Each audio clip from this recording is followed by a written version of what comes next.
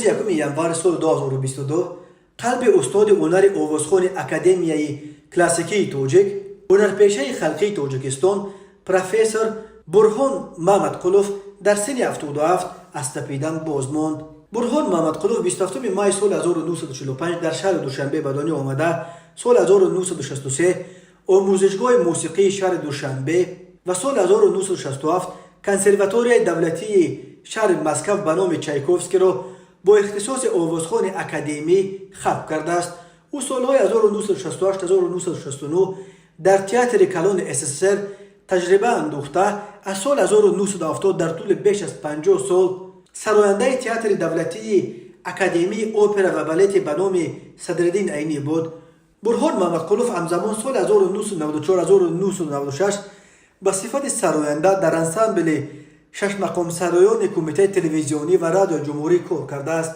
او با نوجویی و صنعت بلند آوازخوانی به دنیای ساز و آواز داخل شده.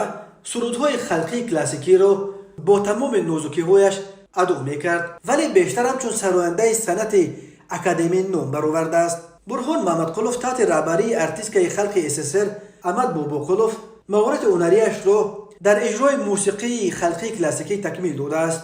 او در روزهای فرهنگ تاجیکستان در جمهوری‌های سابق اتحاد شوروی، ممالک خارجی، جشنواره‌های موسیقی وطنی و خارجی اشتراک کرده است.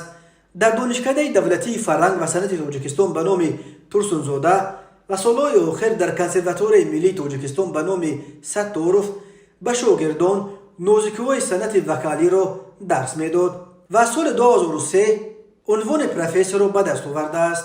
برهان محمدقلوف برای خدمت‌های شایسته‌اش با اردن‌های نشانه فخری و شرف سرفراز گردیده است. سال 1977 وقتی که همگی 32 سال داشت، برهان محمدقلوف سزاوار عنوان هنرپیشه شایسته تاجیکستان گردیده.